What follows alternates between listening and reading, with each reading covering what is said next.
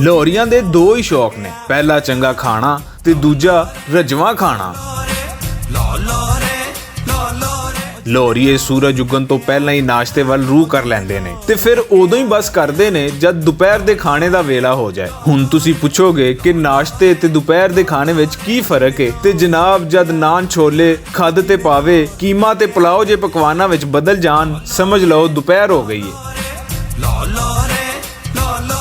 ਜਦ ਸ਼ਾਮ ਹੋਵੇ ਤੇ ਫਿਰ ਵੇਖੋ ਕਿਵੇਂ ਦੇਸੀ ਕੁੱਕੜ ਤੇ ਬੱਕਰੇ ਦੇ ਗੋਸ਼ਤ ਨਾਲ ਕੜਾਹੀਆਂ ਧੂੜਾਂ ਪੱਟਦੀਆਂ ਨੇ। ਸ਼ਾਮਾਂ ਗਰਮੀਆਂ ਦੀਆਂ ਹੋਣ ਜਾਂ ਠੰਡ ਨਾਲ ਜੰਮਦੀਆਂ, ਤੁਹਾਨੂੰ ਲਾਹੌਰੀਏ ਬੜੇ ਹੀ ihtimaam ਨਾਲ ਸੜਕਾਂ ਕਿਨਾਰੇ ਰੋਟੀ ਨਾਲ ਮੌਜ ਮੇਲਾ ਕਰਦੇ ਨਜ਼ਰ ਆਉਣਗੇ। ਲਾਹੌਰ ਦੀਆਂ ਇਹੋ ਹੀ ਸ਼ਾਨਾਂ ਇਸ ਸ਼ਹਿਰ ਨੂੰ ਦੁਨੀਆ ਉੱਤੇ ਮਾਣ ਦਿੰਦੀਆਂ ਨੇ। ਇਹੋ ਲਾਹੌਰੀਆਂ ਦੀ ਜ਼ਿੰਦਾ ਦਿਲੀ ਏ ਜਿਹੜੀ ਤੁਹਾਨੂੰ ਕਿਧਰੇ ਹੋਰ ਨਜ਼ਰ ਨਹੀਂ ਆਏਗੀ। ਉਹ ਜਿੰਨੇ ਲਾਹੌਰ ਦੀ ਤੱਕਿਆ ਬੱਲੇ ਬੱਲੇ ਉਹ ਖਾ ਲੋ।